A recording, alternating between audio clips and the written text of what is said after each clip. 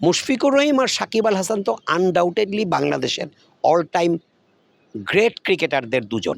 তাদের মান, তাদের মেধা, তাদের পারফরম্যান্স, তাদের অর্জন, তাদের প্রাপ্তি, তাদের কৃতিত্ব নিয়ে আমার মনে হয় আমি আরিফুর রহমান বাবু কেন কেউই এতটুকু নেগেটিভ কথা বলতে পারবেন না, কোনো কালো আঁচড় কাটতে পারবেন না। শিয়া বাটার ও ভিটামিন সমৃদ্ধ লিলি বিউটি সোপ, তারুণ্যময় উজ্জ্বল ত্বকের জন্য।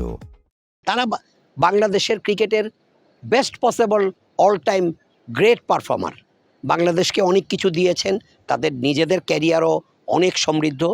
এই দুজন ক্রিকেটার যদি বাংলাদেশের সাদা বলে লাল বলে দুই বলেই থাকতেন তাহলে অবশ্যই বাংলাদেশ উপকৃত হতো। আমি এখন একটা কথা বলবো, আগে মুশফিকুর রহিমের কথা বলে নেই।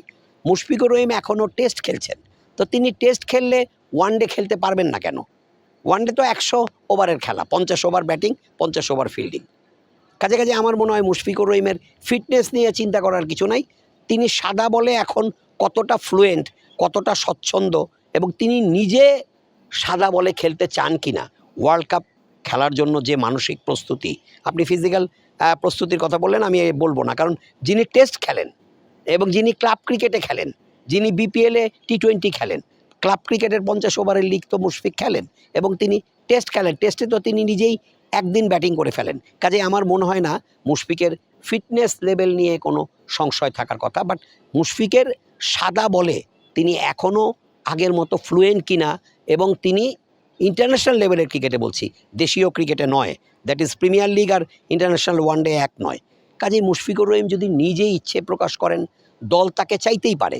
তবে মেহেদী হাসান মিরাজ আজকের কথোপকথনে পরিষ্কার বলে দিলেন যে যেহেতু তিনি সাদা বল থেকে রিটায়ার্ড করেছেন, কাজেই মিরাজ একটা পর্যায়ে গিয়ে ধরে নিয়েছেন যে মুশফিকুর রহিমকে আর ওয়ানডেতে ফেরানো যাবে না।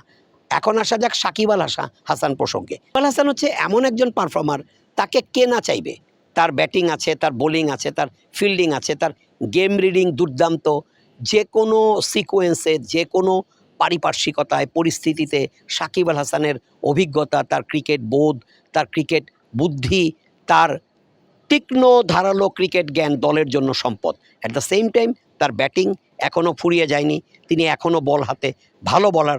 কাজেই সব মিলে বাংলাদেশের জন্য সাকিব আল হাসান যদি ওয়ানডে ওয়ার্ল্ড কাপে খেলতে পারেন এটা তো অনেক বড় পাওয়া হবে। এবং আমি একজন ক্রিকেট অনুরাগী হিসেবে, বাংলাদেশের একজন নাগরিক হিসেবে আমি মনে করি, আমি তো আর আইনের দিকটা দেখার দায়িত্ব তো আমার না। যদি সরকার মনে করেন এবং যারা আইন বিশারদ আছেন, আইনের দিকটা যদি সাকিব আল হাসানের মুক্ত হয়ে যান, তিনি যেহেতু তার বিরুদ্ধে মামলা আছে, মামলা সত্য না মিথ্যা সেটা জাজ করার দায়িত্ব মহামান্য আদালতের, সেটা আদালতই সিদ্ধান্ত নেবেন। যদি আদালতের সিদ্ধান্ত হয় যে না, সাকিব আল হাসান নির্দোষ ছিলেন, মামলাটার কোনো মেরিট নেই, তাহলে তো অবশ্যই সাকিব আল হাসান ফ্রি হয়ে যাবেন। ফ্রি হওয়া সাকিব আল হাসান বাংলাদেশ জাতীয় দলের হয়ে খেললে আমার মনে হয় প্রত্যেকেই শুধু খুশি হবেন না, বাংলাদেশ জাতীয় দল উপকৃত হবে, সমৃদ্ধ হবে। বাংলাদেশের ব্যাটিং এবং বোলিং দুটোতেই শক্তি বাড়বে। বাংলাদেশ ওয়ানডে ওয়ার্ল্ড কাপে তাদের সামর্থ্যের সেরা শক্তি নিয়ে জিতে পারবে। কাজে কাজে আমার মনে হয় যে সাকিব আল হাসানকে যে কেউ ওয়েলকাম করবে, ক্যাপ্টেন মিরাজও করবেন। ওই যে ঘুরে ফিরে একটাই কথা, সাকিব আগে আইনের দিক থেকে তিনি স্বচ্ছ প্রমাণ হয়ে ফিরে আসুন।